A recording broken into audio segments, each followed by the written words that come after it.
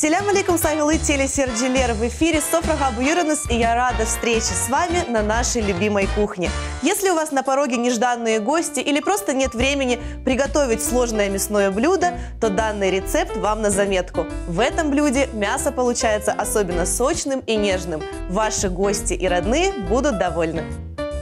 А я уже спешу познакомить вас с нашей сегодняшней гостьей. Талантливая и перспективная руководитель хореографического ансамбля «Нефес» Севиля Бешхадем.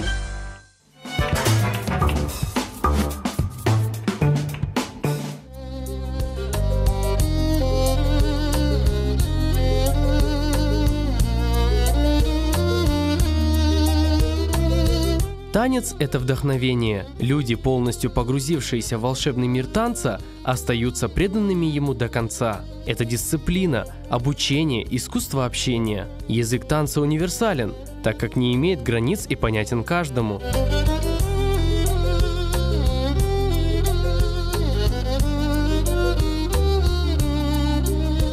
Героиня нашей программы Севиля Бешхадем с раннего детства мечтала выступать на большой сцене, исполняя национальные крымско-татарские танцы. Ведь для нее танец – это дыхание, которое дарит ей чувство легкости. Главной поддержкой и опорой в этот момент для нее стала любимая семья. Уверенность, которая привела ее к желанию достичь вершины танцевального мастерства, стала почвой для создания крымско-татарского детского танцевального ансамбля «Нефес». На сегодняшний день в ансамбле занимаются более 70 детей. Ученики ансамбля успешно выступают на конкурсах и фестивалях международного уровня. Руководитель хореографического искусства Севиля Бешхадем прививает любовь не только к культуре крымских татар, но и к культуре других народов.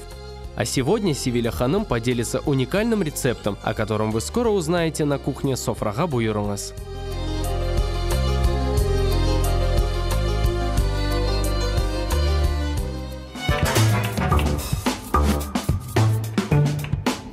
Севиля, селям алейкум. Алейкум селям. Добро пожаловать на нашу кухню. Сагу. Рада видеть тебя сегодня у нас. Взаимно. Я вижу у нас куриное филе, да? Мы сегодня будем готовить блюдо из курицы. Расскажи, что это будет? Это будут отбивные. Почему именно это блюдо? Вкусно, легко и быстро, наверное. Вкусно, легко и быстро. Собственно, то, что нужно при таком, наверное, насыщенном, плотном графике, да? Хорошо. Так, что у нас за ингредиенты сегодня? Давай расскажем нашим телезрителям. Куриное филе, так. Сыр твердых сортов, яйца, мука, чеснок на любителя, помидоры, майонез, грибочки, зелень для украшения. Так, ну тогда будем, наверное, приступать. Что нам необходимо? Расскажи. Для начала мы сделаем, наверное, кляр.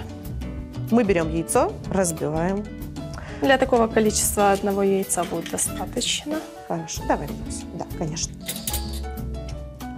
Мы взбиваем яйцо, Севиль. И добавляем постепенно муку, да? Да. Сколько нужно муки? На глаз. На глаз. Отлично. Вот у нас все гости любят все вот говорить на глаз. Ну ладно, значит, тогда наши телезрители должны быть предельно внимательными и смотреть, запоминать, сколько мы чего чтобы берем. Не сильно густой кляр стал. Готовишь часто? Придется. С маленьким ребенком. Да, ты у нас молодая мама, у тебя есть ребенок, мы знаем. Дочка, да? Как зовут дочку? Эльсана. Здорово.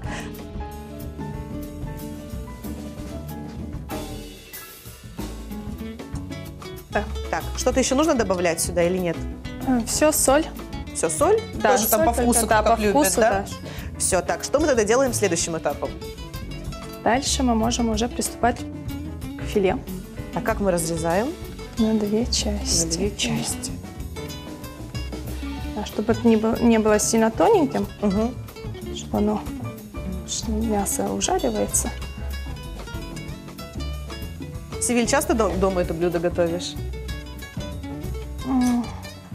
Ну, относительно, можно сказать, часто. Что вообще любишь готовить больше всего?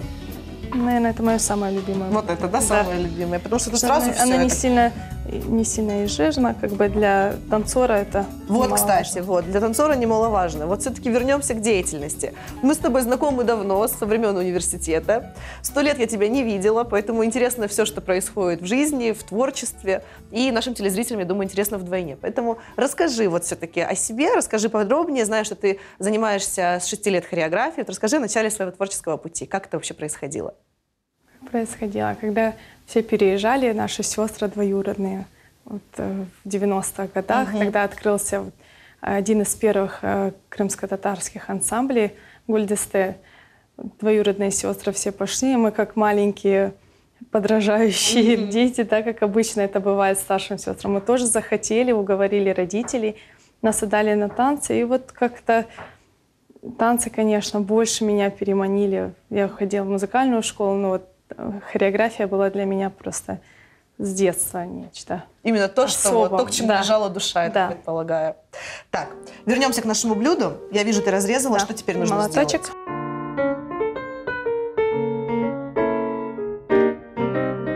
Севиль, первое выступление у тебя было в городе Ялта.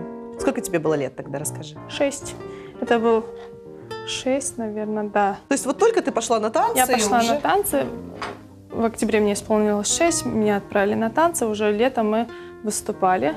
Это был мой такой небольшой выход. Дебют. Да. Кусочек сольного выхода. Я была самая маленькая по росту. И в эту группу в массу меня, наверное... Это я сейчас уже понимаю, что в массу по росту я не подходила. И мне маленький сольный кусочек в серединке, я выходила, танцевала. Что за танец был? Крымско-татарский танец «Дангалах». Сложно было? Было страшно? Расскажи. Страшно было, от страха живот болел. И маме говорю, я все равно выйду на сцену, я не подведу. Плакали слезы, выходишь на сцену, и все забывается, ничего не болит у тебя. Это был какой-то конкурс или что? Это был какой-то... Это был конкурс в Сюембике. Тогда он первый конкурс, наверное, в Крыму, который был. Заняли, наверное, 2-е место тогда мы. Тоже достойно, правда? Да, наверное, да, для такого возраста. Во всяком случае, в 6 лет, конечно, учитывая, что ты только-только пошла на танцы, уже первый дебют, я считаю, это здорово. Так, возвращаемся к нашей отбивной. Сковородка горячая. Нужно, наверное, масло, да, я так предполагаю? Давай, сколько? Давай я. А ты мне будешь говорить, когда скажу, да. Хорошо? Я думаю, достаточно. Все, отлично. Закрываю. А пока оно греется, я у тебя, знаешь, что хочу спросить? В 6 лет пошла на танцы, в 6 лет уже первое выступление. Я знаю, что во 2 классе ты уже знала, что хочешь быть хореографом. Вот точно, прям 100%. Что повлияло на твой выбор? Почему в столь юном возрасте ты уже знала, какая будет у тебя будущая профессия? Наверное, как для каждого ребенка, это первый учитель. Как и вот Эльза Рифатовна, с нее... Брать пример с нее, брать пример, да. Она вот, несмотря на уже возраст ее, она до сих пор еще бегает, преподает. И думаю, даст Бог, что все вот так будет и у меня в таком возрасте, что... Какие именно качества вот в ней тебе хотелось перенять? Вот расскажи о ней как о педагоге, так вот в 2 словах. Она строгая, требовательная, артистичная, что немаловажно вот, да, для артиста, для педагога, который преподает деткам, чтобы передать характер, эмоции, да. Для хореографа это очень важно, поэтому в ней все эти качества есть, профессионализм, конечно же. Как твоя семья относилась к твоему выбору профессии? Отговаривали ли? Говорили, что нет, танцы — это не дело? Никогда не было вот в нашей семье. У нас выбор все-таки стоял за нами. Если это нам нравилось. Здорово. Да, я знаю, что вот с Эльвирой вы занимались вместе. Эльвира — это твоя сестренка. Она у нас была, кстати, в студии, тоже готовила. Вот, поэтому приятно тебя тоже сегодня здесь видеть. Вы занимались все время вместе, правильно? Да. Вместе пошли по одной и той же профессии. Я знаю, что сейчас вы вместе работаете. Вот, но об этом попозже. У нас как раз нагрелось масло. Так, что нужно делать? Все рассказывай, показывай. Будем. Берем филе. Так. Кляр. Угу. И? Жарим. Отлично. Так, сколько нужно обжаривать? До золотистой корочки.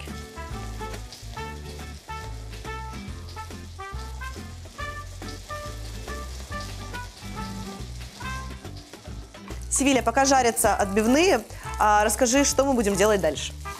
Дальше мы нарежем помидоры, натрем сыр и заправим майонез чесноком. А грибочки я еще вижу. И грибочки, да, нарезать. Да, все, отлично. Сейчас тогда мы ждем еще буквально пару минуток, я думаю, да? Посмотрю, да? Да, конечно. Переворачиваем. Севиль, я знаю, что помимо занятий в ансамбле Гульдесте ты еще посещала музыкальную школу. Какому музыкальному инструменту ты отдавала предпочтение? На чем играла? На фортепиано. Закончила музыкальную школу? Да. Да, твердый такой ответ. Видимо, было нелегко, да, наверное? Или нравилось? Знаешь, поначалу очень нравилось, наверное, первые 4 класса, а потом уже, когда такой еще возраст переходный, вот это 9 класс, да, у детей, ну, как-то, наверное, уже в конце уже заставляли. То есть уже Правде хотелось бросить, сказать, да? по правде были- сказать, да, уже. Ну, мама заставляла. Мама, я знаю, что у тебя играет на скрипке. Мама у тебя музыкант, да? А почему не скрипка, кстати? Почему не по стопам мамы? Очень хотела скрипку, веришь? Очень хотела на скрипку. Мама сказала, вот мы пойдем, у соседей есть скрипка, я посмотрю, получится или нет. Мы пошли, мама сказала, у вас таланта нет к скрипке. Вот так вот. И все, Да. фортепиано остается. И потом мы пошли на фортепиано, записались с сестренкой сами. Без мамы. Пришли, нас прослушали уже в общеобразовательной школе, как филиал открывался. Педагоги. Я забрала сестренку с урока, мы пошли прослушались, нас записали. И пришла, когда мама уже за нами в школу, мы сказали, мы записались на музыку. Мама была в шоке. Ну, видимо, Приятном, она я думаю, шоке. Надеюсь.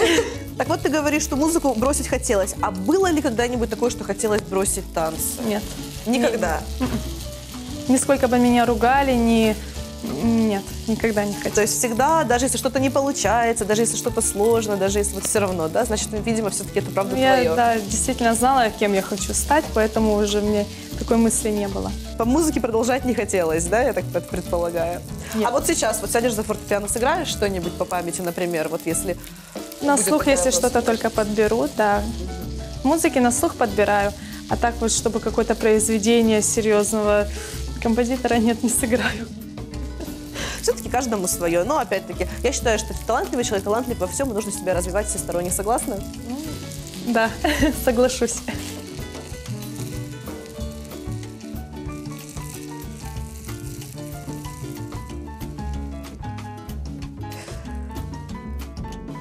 Прекрасные отбивные получились. Цвет какой нужно. Пахнут замечательно. Севиль, что теперь? Нужно натереть цех. На какой терке? На крупной, на мелкой? Сколько нужно? Рассказывай. На круг. Вот на крупной, хорошо. Севиль, я знаю, что с сестренкой Эльвирой вы всю жизнь вот так рука об руку, вместе ходили в ансамбль, вместе учились в университете, сейчас вы вместе работаете. Основали ансамбль, который называется «Нефес». Вот расскажи о нем поподробнее. Сколько лет работает, сколько учеников, ну все интересно на самом деле. Я работаю 6 лет уже, в этом году будет, в ансамбле.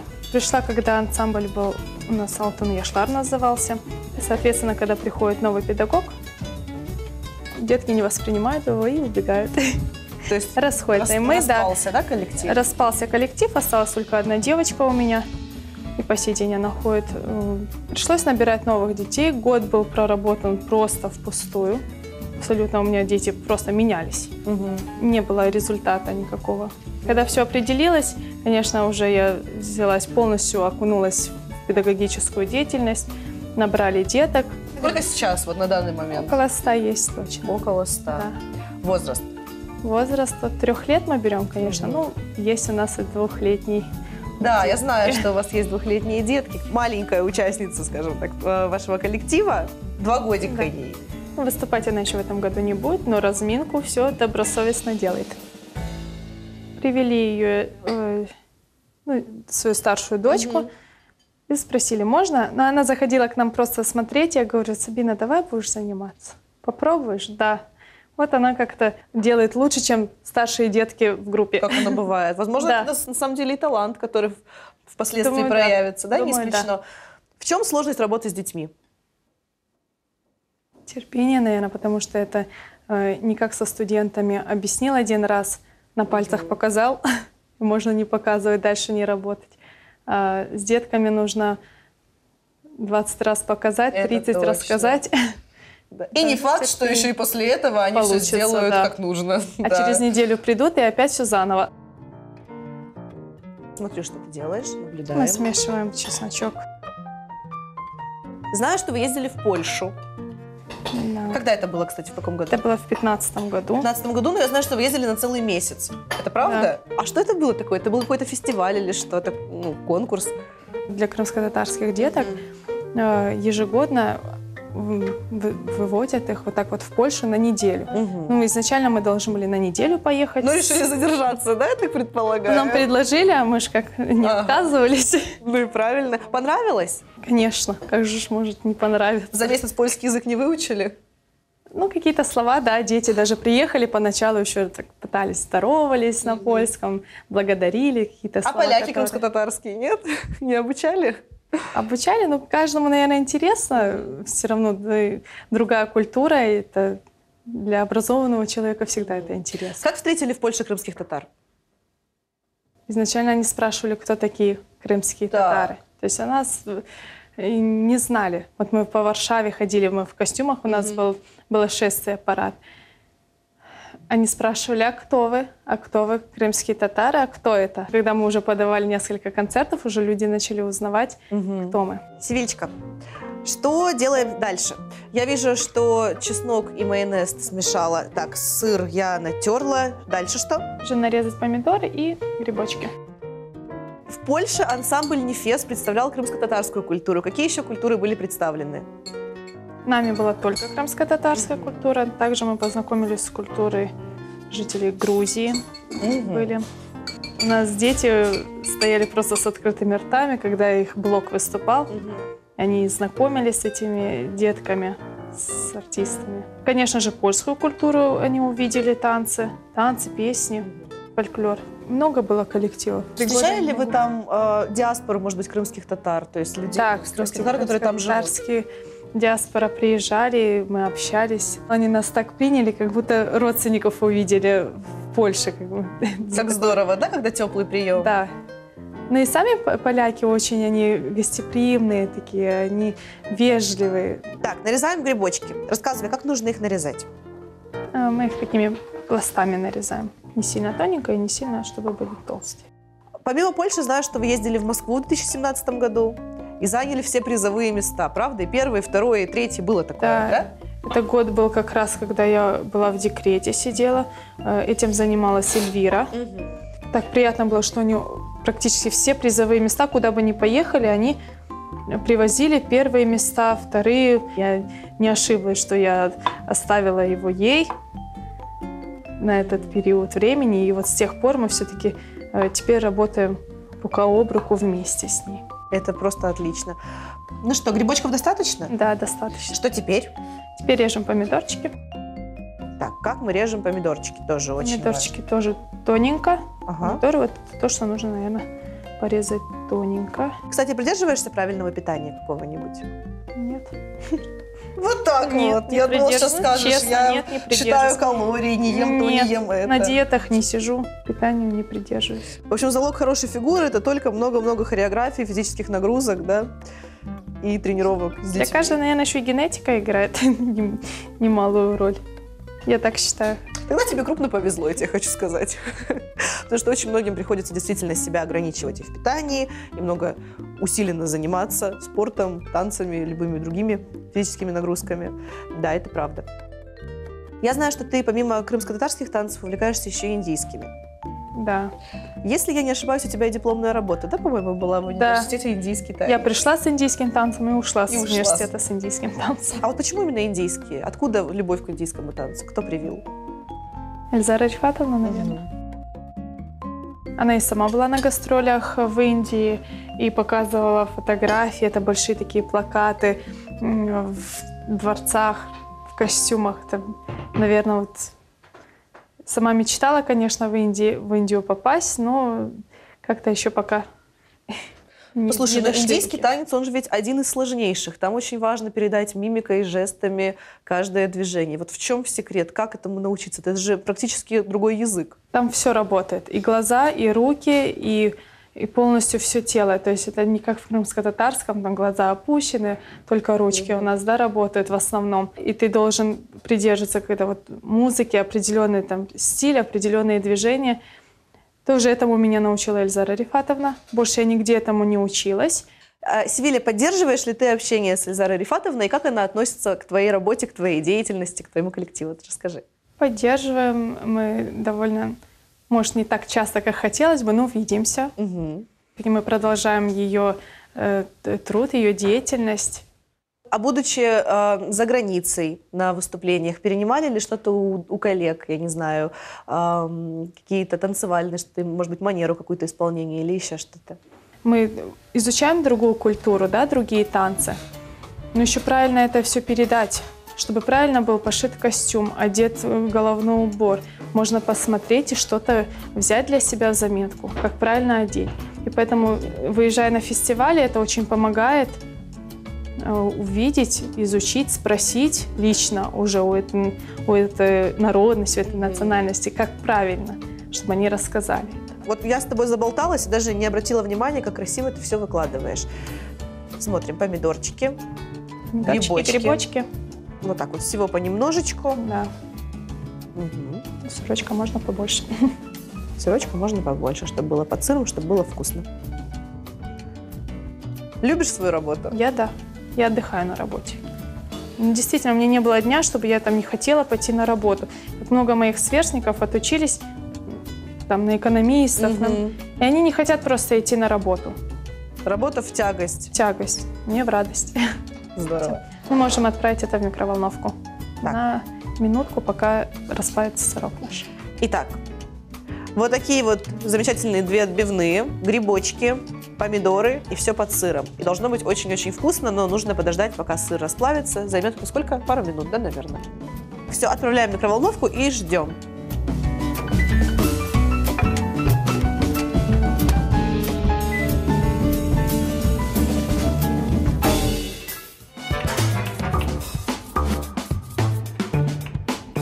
Ну вот и прошла минута ожидания, можно доставать отбивные и смотреть, какими они получились. Я думаю, очень даже аппетитными и вкусными.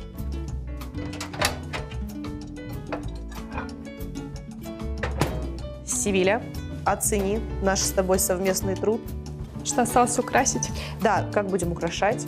Зеленью и помидор. Зеленью и помидорками, чтобы было как в ресторане. Ну, во всяком случае, мы постараемся, чтобы было все красиво и эстетично, да?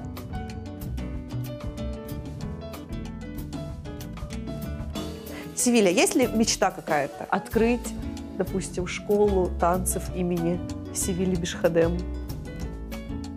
Нет, наверное. Не то. Так, что тогда? Чтобы было в ансамбле «Нефес» 500 человек, чтобы был самый многочисленный. Чтобы был в ансамбле «Нефес» хореографический зал. Вот это мечта. Я верю, что все получится, что все будет. Знаешь, что еще хочу спросить? Есть ли у тебя ученики, которые хотят пойти по твоим стопам, пойти в хореографию? Да, в этом году мне сказала одна девочка, что она хочет поступать. Она сейчас 8 или 9 класс. Ну, время есть еще. Цели и задачи понятны. Да. Итак, рецепт куриных отбивных от Севили Бишхадем готов. Быстрое и легкое в приготовлении блюдо, которое никого не оставит равнодушным, не требует от вас длительного нахождения на кухне и порадует вашу семью в любой день недели. Севиля, ансамбль «Нефес», где можно в ближайшее время увидеть, посмотреть ваши выступления? Готовитесь ли к чему-нибудь? Мы готовимся к отчетному концерту, к юбилею. У нас небольшой юбилей, 5 лет ансамблю. Тем не менее, уже. Где будет проходить, точно сейчас не могу сказать. Либо это будет Крымско-татарский театр, либо ДКП. Так, дата известна? Конец июня. Ждем афиши по городу, ждем афиши, где будет написано «Ждем во столько-то, тогда-то». Обязательно придем, будем смотреть. Севильчка, хочешь ли пожелать что-нибудь нашим телезрителям? Пожелать крепкого здоровья, конечно, каждому. Хорошего настроения ежедневного. Я тебе желаю процветания твоему ансамблю, желаю, чтобы у вас был зал, в котором вы будете заниматься, в котором вы будете все помещаться, новых творческих идей. И всегда тебе хорошего настроения. Спасибо. Сагул, что ты была сегодня с нами, поделилась вот таким вот рецептом. И Сагул за общение. Сагул, что пригласили. Сайглы Дослар, желаю вам самого прекрасного и доброго дня. Пусть позитивное настроение сохранится на протяжении этих замечательных выходных. Софрага Буюранас, Аштатлы Олсун.